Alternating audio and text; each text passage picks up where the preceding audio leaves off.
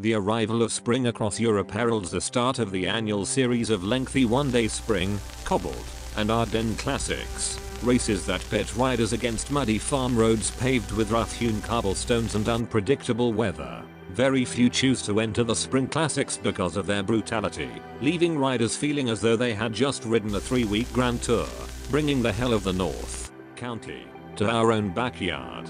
The SPY Belgian Waffle Ride is an homage and unusual take on the most exalted races in cycling history.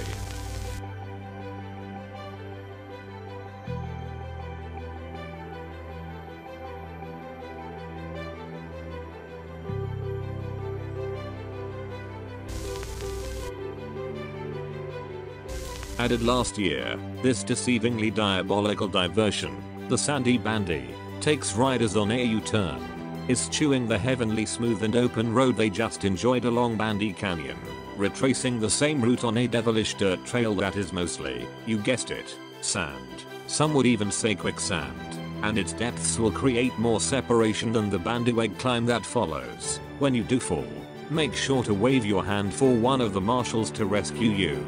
Anyone caught trying to cut the course here will be left to the not so swift suffocation only quicksand can provide. If completed, Sandy Bandy gives way to bandyweg, but not until a fourth dismount signals the next level of hell has been reached. This sand is cold and gritty, yeah, and it's deep, too.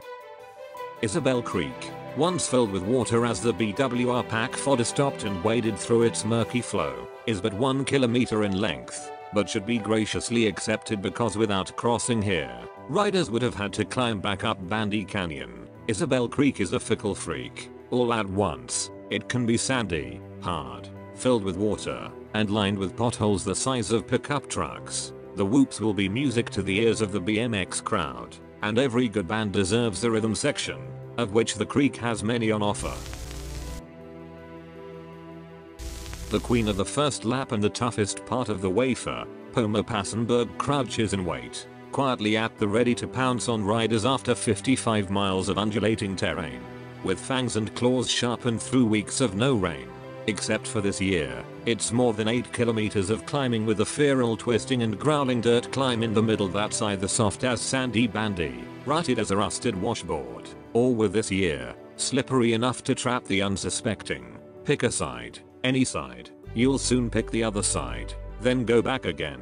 Assuming you stay upright. There is no right answer and the feline ferocity of this climb hits when you least expect it, leaving teeth and claw marks only months of therapy will be able to remove. Hidden under a canopy, lurking by a water crossing, peering from above, behind one of the 20 turns, somewhere at some point you will regret taking the time to pet your kitty cat. Our best advice. Do not slow down and allow the cougar the chance to bite your neck and end your day. The faster you go, the better your chances of avoiding cat scratch fever, or worse. Abbeyburg Forest pits riders against a pave section of the worst kind. Its cobbles are unlike any in the US, but the worst part is riders will be confronted by a legion of 1,000 spectators all heckling them to forget it all, to stop, to give up the ghost, to succumb to the pleasures and tap into the happiness of the Lost Abbey Beer Garden, which runs the entire length of this section. Returning to the BWR in a novel new way, this demented detour comes with a twist of tartness at a time when all you want is something sweet. No longer the first dirt segment of the course, this tarty, tangled, and treacherous trail confronts those who haven't quit yet after 87 miles of flogging. It commences at the famous Lemon Twist Produce stand along Del Diaz Highway, and thus gets its name, Lemon Twist Enberg. This, the 10th off-road sector, is extremely challenging, with 4 kilometers of single-track trails over sand, clay, a bridge, and many rocks that will offer far too many challenges for most roadies to get through unscathed. On top of that, the section has a nice climb to complete its contribution to the fatigue factor, so riders should bring their biggest cogs, widest tires, and biggest lungs. And here's the real twist. There is more than 50 miles still left to cover after you make it through this berg, though your lemon will have had all the juice squeezed from it by now.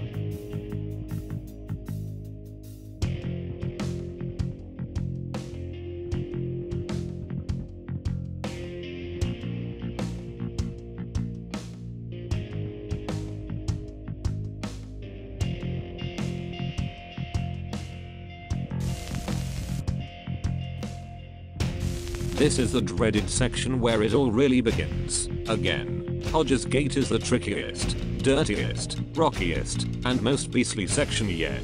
There's the water crossing, the ever-growing rock garden, the ruts, boulders, cactus, incredible lake views, and a lovely dip in the lake awaiting riders who transcend its perils in 1 or 2 pieces. All of this hits riders after having been beat down for nearly 100 miles. While the scenery here is amongst the best of the entire event, riders will only notice what looks to be a lunar landscape of rocks with small traces of dirt in between them. Pick your line. Don't let it pick you. This is probably where tire choice will matter as much as your technical off-road riding skills. It may be difficult, but at least it's long. 2 questions will confront your inner hard one. Why didn't I train more in the dirt? And, why didn't I train more?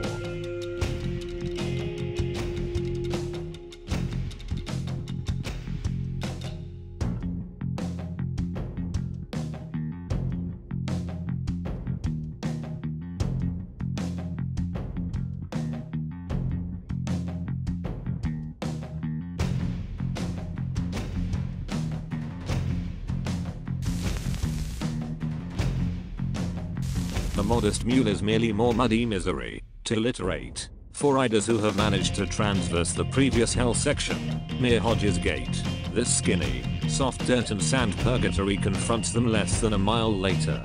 Slipping and sliding their way along this merely 4-kilometer connector to the civilized world of pavement will eventually find riders relieved, but only to be met with an ice headwind at Highland Valley. Don't forget to hose your bike down and grab a bite or 2 to eat. It's a long way into the wind before you can find a good place to quit. Now you get to see the other side of St. Lusardi. By now, you've pedaled, walked, pushed, and stumbled 114 miles, virtually the length of the inaugural BWR, yet you've still got 30 miles to go, most of it climbing. The Omja of St. Lusardi is one of the trickiest sections because it requires all of your braking. The speed at which you climbed, slow, through here earlier in the day must be matched going down, else you will find yourself off the course, down a ravine, in some cactus, or someplace worse. If you navigate the Thistle Garden without a flat, don't forget to take a little break at the water crossing or enjoy the footbridge further down the trail. Let's make a bet right now. You will not be able to finish St. Lucie off without walking your bike up that final pitchy ascent. Ill preparedness is a bitch.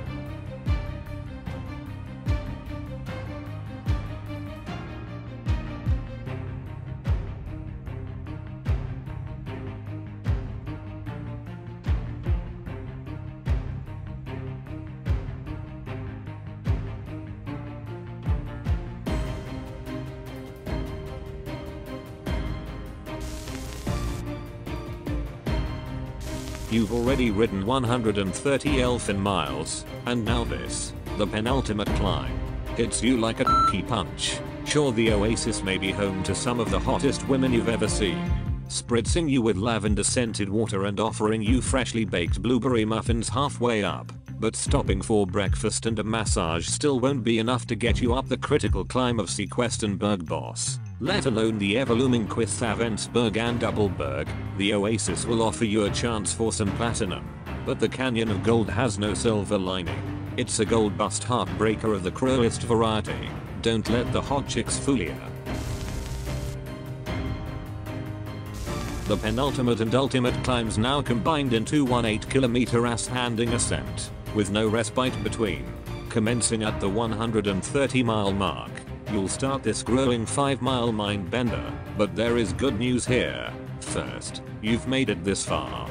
Half of the starters will not. Second, there are 2 places you must dismount, so you get to rest your taint. Third, there will be other places in the quest haven that you will be forced to get off your bike. More rest for the tender. And, hidden at the end of the dirt, there is a retreat. Thank God. You might consider to just not get back on the bike, as this could be the perfect place to retreat from the idea of finishing. After all, it's always very hot here. What makes this even more special is that there is a nice vantage along Quest Haven where you can make out the top of the Doubleberg miles away. Fortunately, you will miss this demoralizing sight because your neck will only allow you to see the 2 feet of gravel in front of your front wheel. We would be remiss if we didn't also let you know about the wall. Many of you will walk your bike up at mile 133. So, let's see, leaving out the 23% grade at the top. That's at least 4 dismounts for you to enjoy, each one an opportunity to reconsider your quest for heaven, or something close to it. Double Peak Drive, with a mere 1,650 feet of elevation. Altitude sickness is out of the question. Wrong, this turgent tumulus is the final obstruction that sits between you and glory at mile 135, offering up a 23% grade of Mu&S. Truly punishing, yes, but shouldn't it be that the finale is the steepest? Crest this and you can now roll back to the Lost Abbey and celebrate your feat with the reward of magical BWR Badass Ale.